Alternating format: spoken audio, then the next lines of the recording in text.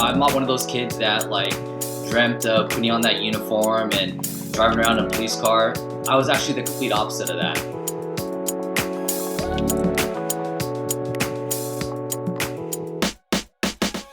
Welcome to Insider Career Conversations. I'm your host, Sylvia Juárez.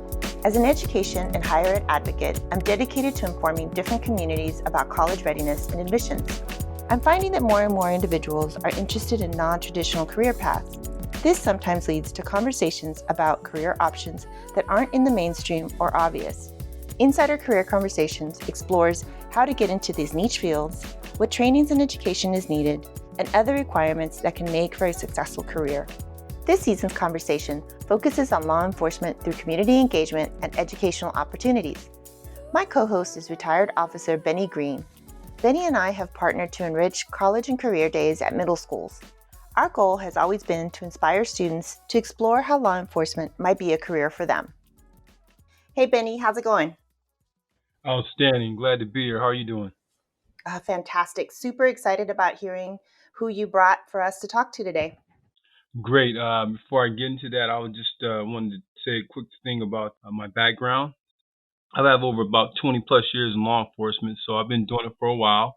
I've been fortunate enough to work in various departments and learn a lot throughout my professional career. And in the process of learning these things, I was able to grow not only just as an individual, but as I think as a complete officer, being able to work at various locations in various departments. Also, to me, I think that this is one of the most noble professions you can have. And I also believe that if you set your goals high when it comes down to law enforcement and you really strive to try to complete them and you really focus on what you want to do as far as helping the community and where you want to go in your career, the sky is generally the limit. So that being said, I am so happy to introduce our guest today. This gentleman and I, we were able to work in my last department for about maybe a year and a half or so, and I got to know him a little bit. He's I think a great guest. He has a lot to offer and a lot to tell about his experience. So without further ado, I'd like to introduce Officer Phou. All right. Good afternoon. Good afternoon. Thank you so much, Officer Green and Sylvia, for having me on this podcast. Thank you. Officer Phou, can you tell us about your background and where you started and how you got into this? Okay, so wow, where do I start? So, okay, let me preface this. I'll preface this by saying that growing up, I didn't want to be an officer. I'm not one of those kids that like dreamt of putting on that uniform and driving around in a police car. I was actually the complete opposite of that. Actually, I feel like I kind of fell into this career because it coincided with my professional career before law enforcement. So I started off my professional career as a social worker, various aspects of the social services field, ranging working with, in after school programs, being a consultant for those programs, and working with the city's park and recreation, working with the youth. I spent about 7 to 8 years in that field before I kind of fell into social work. I ended up getting a master's degree in social work from CSU Dominguez Hills. And then I started working with the county of San Diego, as a child abuse investigator. So it wasn't until then when I worked with CPS and down in San Diego where I kind of really got to know and work side by side with police officers. And actually the police officers in San Diego and the detectives I worked with in San Diego were the ones that encouraged me to try my hand in law enforcement. So, through their encouragement, I decided to put in, I want to say it was maybe the summer of 2014 when I applied with the San Diego PD. I was immediately picked up and sent into the academy in October of 2014 and have been in law enforcement ever since. And it's been an awesome career.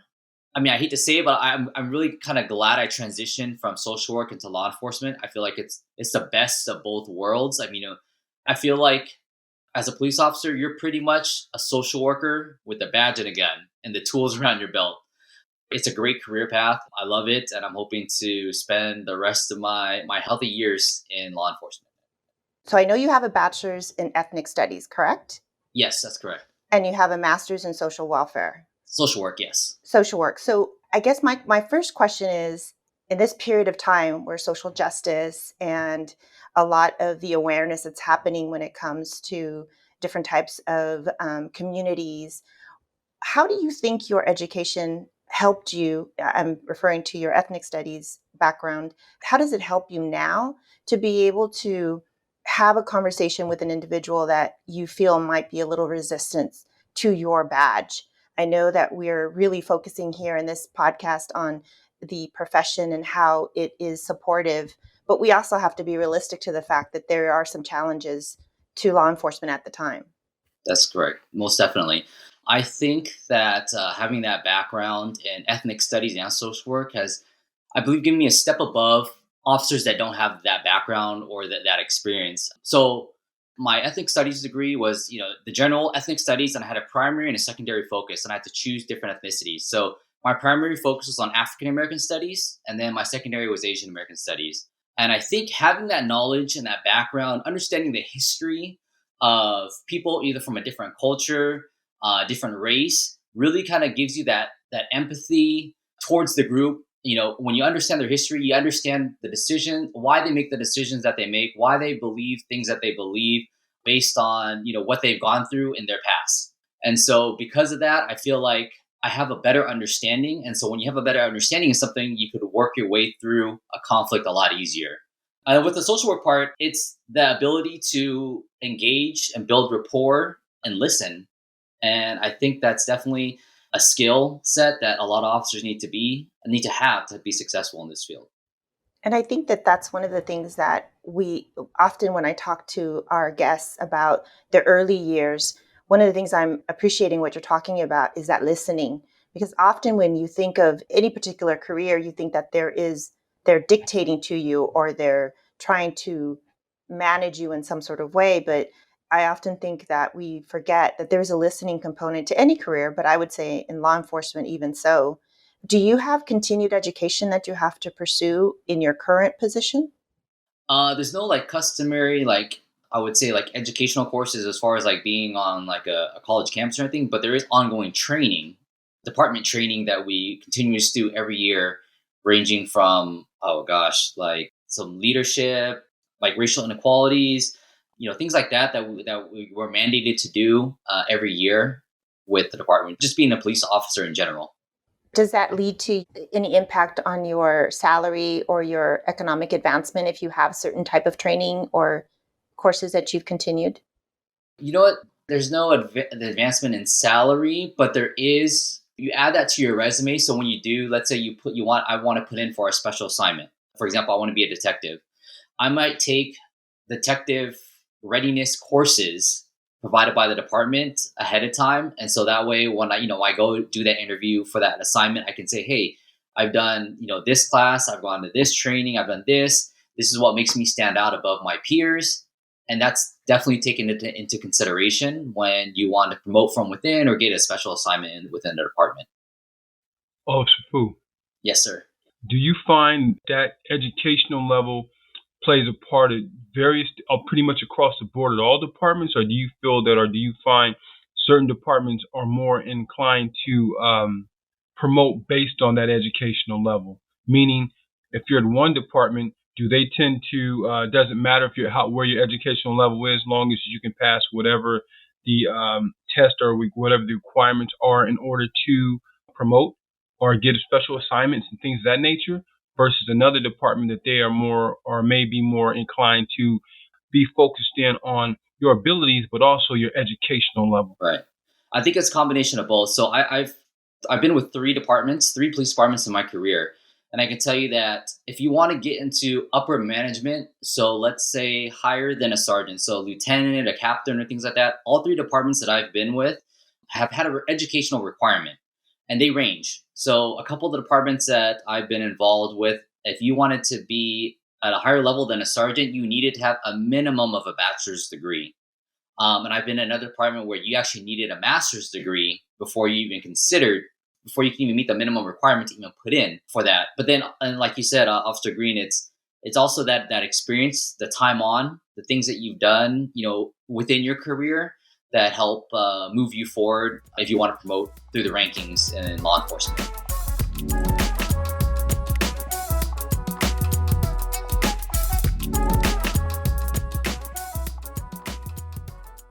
What do you see that would be one of the things that I know there's a lot of conversations about reform. Is there something that you see that's coming up that's promising that you feel you want to continue to promote, or is there a change that you want to create that will move the conversation from the the challenges that we have versus what potential we have a more stabilized law enforcement, or how do you look at that, the landscape, and really feel that you can contribute to it? So I see a lot of departments now having what like a public advisory board. So this is going to be a board that consists of people from the community. So you're going to have people from sworn personnel, so officers, as well as again it could be random people from the community. It could be someone on the city council. It could be someone from the PTA. But they're coming together and creating this board to oversee some of the downfalls of law enforcement, where when officers get into uses of forces, or getting themselves into kind of these sticky situations. This advisory board they're starting to pop up in a lot of departments, where they're kind of making the determination on what they would recommend as a reprimand to that officer.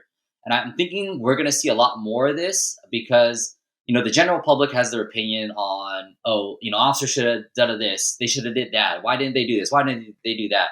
And a lot of people won't understand, why officers make that decision unless they're in that officer's shoes and make that, that quick split second decision on what they did and why they did what they did. I feel like a lot of departments, they're starting to get this board together, and we're going to see a lot more of them start popping up.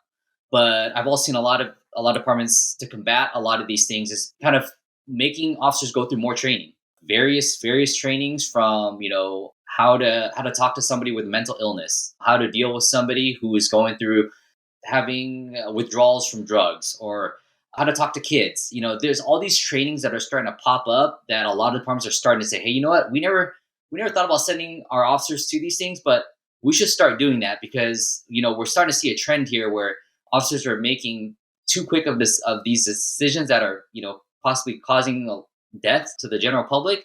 So let's start training them more. Those are the two biggest things I'm seeing. I like that you're mentioning that because it is giving a certain sense of also a certain type of intellectual commitment you have to have. Because with law enforcement, at least when I was growing up, and even now when I talk to some students, they think about the more physicality of it versus the mindset. And I really appreciate you talking about the mindset, because one of the things that in any profession, we really do need to groom our students. For those of us that are from first generation, I'm from a low income area, that we only have these impressions by what we see on television, and that's my generation. But now it's social media, that we really need to start moving past some of the what is the appearance wise, and start thinking more about what the mindset is, and how we're going to contribute to that. So you talked about being a listener, and I gather that you liked the idea of learning other cultures because of your major. But in your younger years, as a kid, let's say, do you see that some of the things that you still kind of have ingrained in you and you use them now? Like some of us, not anymore, but I used to be a little bit more on the quiet side. I had to get out of that shell because I left a very closed community, and I needed to kind of grow when I went off to my undergraduate degree. How have you grown from one person to another, or how have you stayed the same? There's always going to be a part of me that stayed the same. I was born in Long Beach, and so I kind of was raised like in the east side of Long Beach, and then I was also raised in Sacramento, and then not the greatest area. So the rough areas. And every summer, my parents would send me down to Long Beach and just like, hang out with your cousins. We're going to be busy working, so do what you do, have fun. They let me go. And at that time, so I was born in the '80s. So in the mid to late '80s, early '90s, there's a lot of beef that was going on between a lot of different ethnic groups, racial groups in Long Beach. So there's always kind of like that rough side of me, and I've kind of learned to, hey, in the professional field, you keep that to a minimum. But I feel like it's beneficial for me as an officer, because you're going to come across people. I mean, a majority of officers, when they contact people, these people are, they're coming from the rough side of town. They're not coming from the greatest area. So you got to be able to learn how to communicate with people at that level so they understand where you're coming from. So you show that side of yourself where, hey, this is me. Like, I'm not this officer that's gonna come out here and dictate and tell you everything what I need you to do. Like, I know where you're coming from. I get what you're thinking. I know why you probably did what you did, but hey, the law is the law. And so I feel that that's really helped me, especially when, in my last department, when I worked for a city department, I felt like I built that rapport really, really quick with a certain group of people. And so it definitely helped excel me and, kept me safe. Officer Phou, I know that, just from working together that, like you said, and you mentioned even earlier that you were, at one point, I believe you mentioned you were a school resource officer as well as a homeless outreach officer. So my question is, with your various background as a child growing up in various communities, Long Beach, Sacramento, etc., living in the Bay Area in San Diego, how have you been able to encompass all this and all in your whole background, your different levels of education, just your entire package, into becoming the current officer you are today and putting that into community engagement? That's a great question. I think just all the experiences I've had in every city that I lived in pretty much in almost all the big metropolitan cities in all of California. And just those experiences that I've had in each one of those cities, even like were so different from each other. I mean, again, growing up being a young kid in Long Beach and then in Sacramento and then being a college student out in Oakland and then moving down to San Diego as a professional. I mean, all those experiences have encompassed and made me who I am today, and my thoughts and opinions on how the world works and how the world should be run and things like that. But getting that experience from each one of those places and each one of those professional fields that I worked in has really made me, I feel like, an all around officer. Like I feel like I could do anything within a police department. If you want me to do that community engagement, I'll definitely do that community engagement. I love community engagement. If you want me to work with the at-risk youth as a school resource officer, boom, I love to do those things too. If you want me to be just a community engagement officer that just kind of goes around and says hi and creates events, I'll do that all day. But all those things I feel like are so easy for me because of my experiences that I've had in the past, and all the professional jobs that I've had has really kind of prepared me to be the officer that I am today. I really appreciate what you're saying, because I think we do need to take a more holistic approach to some of our professions where maybe we do need to do something else before our second act be something else, right? I mean, I think one of the things that I started off in finance right out of college, and I did that. I did it well. And then I pivoted to education, and then later on an entrepreneur. And I think all of that has kind of lined up for the experiences that I can provide the families I work with, the individual students I work with. And that's often overlooked. I think we're so quick to want to jump into what we need to do right away. And that's part of being young, right? Is that you just want to get your life started. So Benny and Officer Phou, thank you so much for the conversation today. I know that I'm always learning, especially when I'm with Officer Green over here.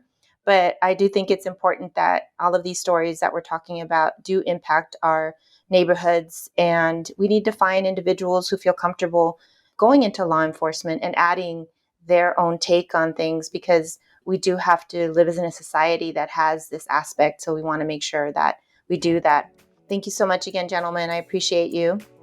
Stay tuned for more insider career conversations that showcase career paths within law enforcement. We appreciate you listening and look forward to next time.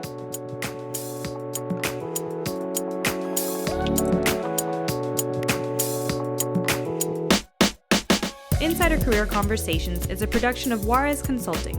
For more information, you can visit juarezconsultinginc.com. This episode was produced by Sylvia Juárez Magana, with production help and editing by Kazmira Hall.